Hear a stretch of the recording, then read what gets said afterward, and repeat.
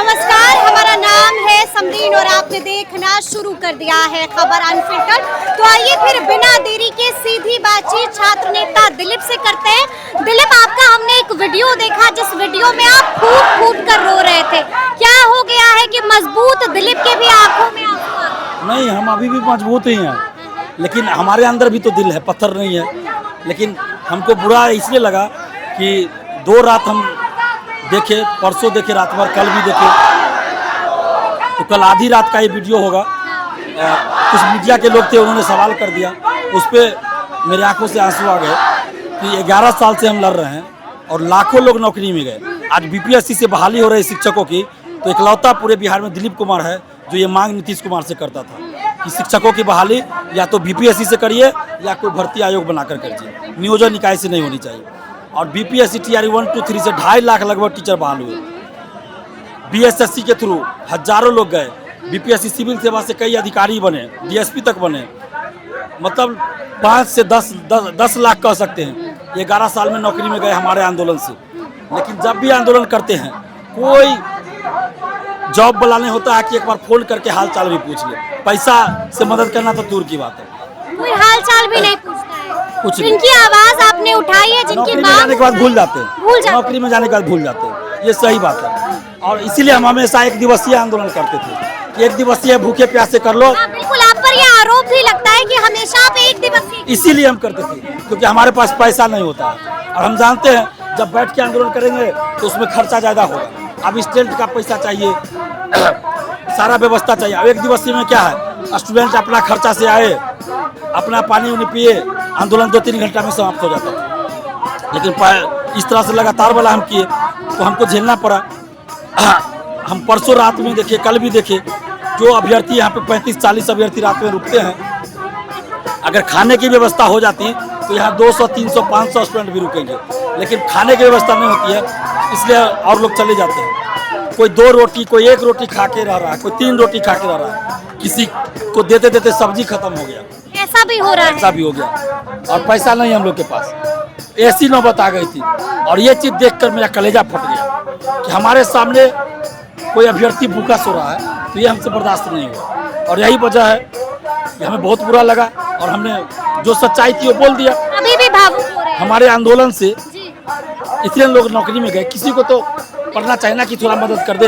अरे 1 डिब्बा बिस्कुट भेज दे, पानी भेज दे, नाश्ता भेज दे, खाना का 100 पैकेट भेज दे, कोई दिक्कत नहीं होती। दिल्ली में इतने लोग मदद कर रहे थे, लंगर लगा के, ब्लिंकिट से कौन कौन से भेजते थे झारखंड में। लेकिन बिहार में क्या हो गया है भाई, ये छात्र आंदोलन नहीं है। और यहाँ झारखंड में, दिल्ली में किसी के आंदोलन से जॉब में नहीं कोई गया था, लेकिन बिहार में 11 साल से दिलीप कुमार के आंदोलन से लाखों लोग जॉब में गए। इस बात का तकलीफ था हमें। और उससे भी ज़्यादा तकलीफ था कि हमारे आंदोलन से वैकेंसी आती है, कोर्स बेचते हैं कोचिंग वाले बिहार सहित पूरे देश में, लेकिन मदद करने वाला कोई नहीं। और अभ्यर्थी उसी का कोर्स खरीदेंगे और उसके लिए हम लड़ रहे हैं, तो यहाँ आंदोलन में नहीं आएंगे। आज हालांकि भीड़ बहुत है, आज बहुत भीड़ है, आज भीड़, महिलाओं की संख्या भी, महिलाओं की संख्या भी बहुत है। तो ये इसलिए हमको बुरा लगा कि जिसके लिए लड़ रहे हैं वो भी नहीं आ रहा है जितना आना चाहिए, और जो जॉब में गया हमारे आंदोलन से वो भी साथ नहीं दे रहा है। तो क्या टूटा हुआ फील हो रहा है? क्या हिम्मत टूटती हुई नजर आ रही है? नहीं, मेरी हिम्मत टूटने वाली नहीं है। हम कमजोर व्यक्ति नहीं है। लेकिन अगर पैसा नहीं होगा तो खाने का इंतजाम कौन करेगा? तब तो अभ्यर्थी इसी तरह से घर वापस जाते हैं। बिल्कुल, इसीलिए मेरे आंखों से आंसू छलक पड़े ना, क्योंकि मेरे अंदर पत्थर नहीं, मेरा भी दिल है। मेरी माँ बीमार, परसों रात में बहुत सीरियस हो गई थी। आपकी माता जी? जी बिल्कुल, कल सुबह हमको पता चला जब मेरी वाइफ फोन की। मेरी वाइफ भी पहले से बीमार है और उसका भी ऑपरेशन कराना है, लेकिन हम इस आंदोलन के चलते ऑपरेशन नहीं करा पाए और हम खुद पहले से बीमार हैं। और कल सुबह में बात हुई, उसके बाद अभी तक हम घर में किसी से बात नहीं की। और उसके बावजूद जिसके लिए लड़ रहे हैं वो अगर नहीं आए आंदोलन में तो बुरा लगता है, और जो नौकरी में गए वो सहयोग ना करे तो भी बुरा लगता है। ऊपर से सरकार ऐसी व्यवस्था गर्दनी बाग में की है कि थोड़ा सा पानी हो जाए तो नीचे से पानी आता है। शौचालय तक का इंतजाम अच्छा नहीं, कुछ नहीं, शौचालय का नहीं है। बगल में हॉस्पिटल है, कूड़ा कचरा रखा हुआ है, वेस्ट प्रोडक्ट हॉस्पिटल का नाली से जाता है, महकता है, रात भर मच्छर काटता है, रात भर मच्छरदानी में रहने के बाद भी। तो ये सब समस्या। कब तक बैठना है यहाँ पर? अब तो नोटिफिकेशन आ गया है, थोड़ा आप लोग भी झुक जाइए। नहीं, नोटिफिकेशन की ही मांग नहीं थी ना, और भी मांग थी। अभ्यर्थियों की मांग है कि टीआरई 4 में सिर्फ एक परीक्षा हो, निगेटिव मार्किंग हटाया जाए। आपको 2 परीक्षा करनी है या और भी कोई चीज़ करना है तो टीआरई 5 से कीजिए, क्योंकि टीआरई 4 में ऑलरेडी 2 साल की देरी हो चुकी है। और ये कुछ शिक्षा माफियाओं, कोचिंग माफियाओं, कोचिंग शिक्षकों को फायदा पहुंचाने के लिए पीटी मेंस किया जा रहा है, ताकि उनका कोर्स बिक सके। और आप देखिए, विज्ञापन आने से पहले पीटी मेंस का कोर्स लॉन्च कर दिया गया। लॉन्च हो गया है। पीटी मेंस का कोर्स लॉन्च हो गया विज्ञापन आने से पहले।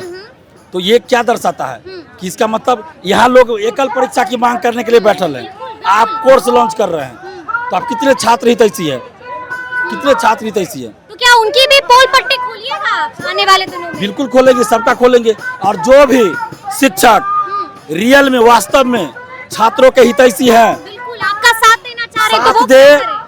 हाँ, साथ दे।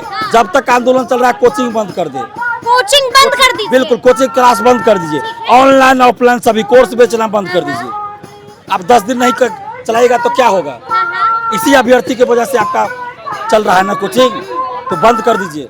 नहीं कीजिएगा तो आपके विरोध में अभ्यर्थी ही खड़े होंगे। तो क्या यहाँ पर बड़े बड़े शिक्षक भी आएंगे, आपसे बातचीत हुई है किसी? देखिए, अभ्यर्थी जैसा कहेंगे वैसा होगा, लेकिन जो भी यहाँ पे आएंगे उनको ये वादा करना होगा कि उनको अपना कोचिंग क्लास ताला लगाना होगा, बंद जब करना तक होगा। आंदोलन चलेगा। जब ऑफिस खुला रख सकते हैं, ऑफिस खुला रखे, लेकिन क्लास नहीं चलेगा जब तक कि ये आंदोलन चलता है। और ऑनलाइन भी कोई क्लास नहीं चलेगा जब तक कि यहाँ पे आंदोलन चल रहा है। इस शर्त पे वो आवे तो ठीक है, कोई दिक्कत नहीं है। आपको मालूम है ना कि बीपीएससी टीआरई 4.0 में जो सिलेबस दिया गया है उसको लेकर के भी खूब हंगामा हो रहा है। बिल्कुल, वो सिलेबस बीपीएससी सिविल सेवा का दिया गया है, सिविल सेवा का दिया गया है। टीआरई 4 हमारी मांग है सबसे पहले कि आप एक परीक्षा कराइए, 2 परीक्षा मंजूर नहीं है, निगेटिव मार्किंग नहीं हो, और उम्र सीमा की गणना दिसंबर 2023 में जो STT आया था उसके अनुसार किया जाए, यानी 2 साल की उम्र में छूट दी जाए, 2 साल की उम्र में छूट दी जाए। और इसके अलावा लाइब्रेरियन की बहाली निकाली जाए।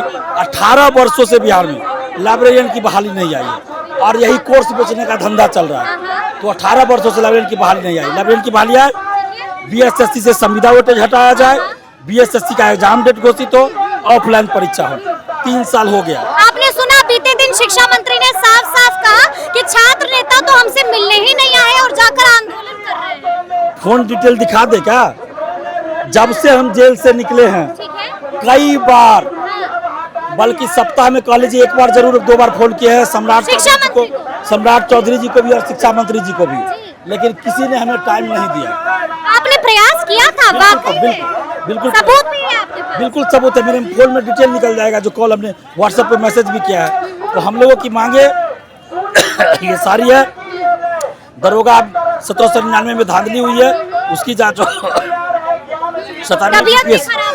17वीं बीपीएससी में जो धांधली हुई इसकी जांच हो। AUDO की परीक्षा तिथि घोषित हो। आमरण अनशन पर बैठना है कि अब नहीं बैठना है? तबीयत खराब हो रही है। छात्र जैसा कहेंगे वैसा करेंगे। आमरण अनशन पे चलिए, तो तबीयत भी ठीक नहीं है छात्र नेता दिलीप कुमार की। आप देख पा रहे हैं कि किस तरह से यहाँ पर का माहौल है, क्या कुछ उन्होंने बताया है वो आपने सुना है। तो फिर ये पूरी बातचीत, ये पूरी चर्चा आपको कैसी लगी है, कमेंट करके हमें जरूर बताइएगा। तो ऐसे तमाम अपडेट्स के लिए बिल्कुल ऐसे ही हमारे साथ बने रहिएगा और देखते रहिएगा खबर अनफिल्टर्ड। बहुत शुक्रिया।